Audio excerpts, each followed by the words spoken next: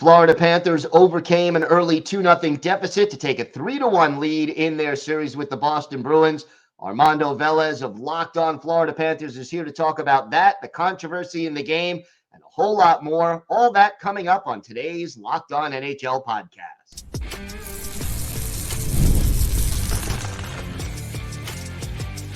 You're Locked On NHL, your daily podcast on the National Hockey League. Part of the Locked On Podcast Network, your team every day. Gil Martin here, and welcome to the Monday edition of the Locked On NHL podcast, part of the Locked On Podcast Network, your team every day. I want to thank everyone who makes Locked On NHL your first listen every day. Don't forget to subscribe on YouTube or wherever you get your podcasts so you can get new episodes as soon as they drop.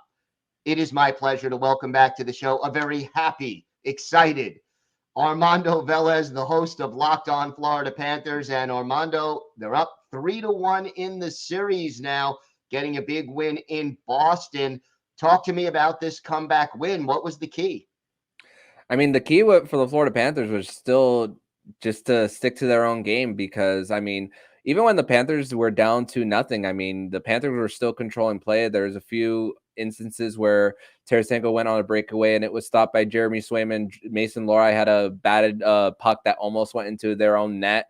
And for the Panthers, even they had the territorial advantage after the first period, the second period, and even the TNT crew was talking about how if the Boston Bruins don't defend the blue line better or on the outside, that the Panthers are going to come in waves for them. And the Panthers were either way, but they were gonna convert on coming in from those waves for the Panthers. I mean, you think about how the Panthers, I mean, they had an 0-for in the regular season against the Boston Bruins. They got swept by them in the regular season. It didn't even register a power play goal in game one. And I mean, now it's 6 in the last 3 games. Alexander Barkov has taken over the series for the Panthers. I mean, it's really showing for the Panthers too how much deeper they are at center. Yeah, there was no Brad Marchand tonight for the Boston Bruins, but I mean, you're having Pavel Zacha shift from the left wing back to center to third line wing, and I mean the line that really beat you for the Florida Panthers on Sunday was the Denon Hyman, Coyle, Trent Frederick line, and Frederick was talking about going after the Panthers' best players after that hit from Bennett on Marchand back in Game 3. And I mean, they tried to provoke the Panthers. Pat Maroon was one of them. Charlie McAvoy with an open ice hit on Sam Reinhart, Jeremy Swayman on Matthew Tkachuk, and then him saying "come here" with his glove after. I mean, but the Panthers didn't bite. They were really composed. And it really starts with the head coach and Paul Maurice. I mean, Sergei Bobrovsky hasn't. Save percentage won't say the story, but very big timely saves, and especially at the end where it was through traffic on the 6-on-4, Barkov clears the puck and it doesn't allow them zone time. The Panthers are just winning board battles, winning key faceoffs on special teams, and I mean, the Bruins have shot themselves in the foot. I mean, 2 interferences, one with away from the puck on Hampus Lindholm on OEL, and then Morgan Geekie bumping into Sergei Bobrovsky, not knowing where he is on the ice too. I mean, it's not even about if the Panthers score on the power play, but just taking the puck being on the other side of the ice, and that's taking away any opportunities that the Panthers have had on Bob. He's been protected really well. The story around this time last year when the Panthers were making their run to the Stanley Cup final was Sergei Bobrovsky going nuclear. It's not necessarily the opposite, but it's the Panthers' blue line and their depth all up and down the lineup. And after a bad game won by Gustav Forsling and Aaron Ekblad, they've definitely responded with how well they've controlled gaps. They're taking away the backdoor feeds from the Boston Bruins on special teams. I mean, this is a Panthers penalty kill who went into the postseason number 1 on the road and killing and kill percentage too. So it's great to see for the Cats. A little bit of controversy at the end of this game. Talk to me about what happened and your view of it. Yeah, I will admit the Panthers did. At first, I did not think that. I thought that was going to be reversed. Jim Montgomery, after the game, spoke about how with the push that Sam Bennett had on Charlie Coyle, he took away his positioning for him to backhand it out. But based on the peripherals of wearing a bucket and with that puck bouncing, I don't know if Charlie Coyle would have actually gotten his blade on it too. So I'm not quite sure if that would have cleared. I thought it would have been a goal anyway. but the TNT broadcast was discussing more about how if the call was initially called a cross check to the back of Coyle, that could have been the difference based on the rule. But I was surprised, but hey, for the Florida Panthers' sake, you're not complaining. I mean, yeah, and hey, the Florida Panthers have had a friendly whistle in Game 3 where Aaron Ekblad was actually held. Actually had a hold, but they crashed into a net, calling goalie interference for the Boston Bruins too. And it's been a lot of unforced errors for the Boston Bruins in this series. I mean, 2 straight games with the too many men on the ice, a failed challenge, even though I just mentioned that I was surprised there. So it's been a lot of those unforced errors by the Boston Bruins. I mean, for the Panthers, I mean, center depth has been the thing for them. I mean, Barkov, Bennett coming back too. And here's the thing, Gil. Sam Bennett, before getting hurt in Game 2 against the Lightning, had two points right before getting hurt, and now he comes back and he gets 2 points of his own since he's returned. I mean, it's brought so much balance to the lineup. It's even to the point where you're questioning, you're not questioning, but you have 2 heroes from last year's postseason in Nick Cousins with the Game 5 winner in Toronto last year. He's a scratch. Ryan Lomberg, who got sick in the middle of the first round, he gets a big goal in Game 4 against the Carolina Hurricanes in last year's Eastern Conference Finals, and they're not even part of the lineup. Josh Mahura, the same thing, someone who played all 82 games and all the postseason games too. The Panthers are just deeper this year, and I mean, with the lessons they learned from the Stanley Cup Final as far as size, it's really come to fruition. They're enjoying currently the fruits of their labor. This game 4, I mean, it's a 1-goal win, but the shots on goal were so one-sided in favor of the Panthers. Talk to me about Jeremy Swayman, and did he keep Boston in this game? Absolutely. I mean, the Panthers had a breakaway with, like I said, breakaway Tarasenko earlier on a great stretch pass from Ekblad, and then the Lohrei almost batted it in his own net. I mean, all 3 goals for the Panthers on Sunday were not all 3, 2 of the 3 were because the Panthers got into that blue paint.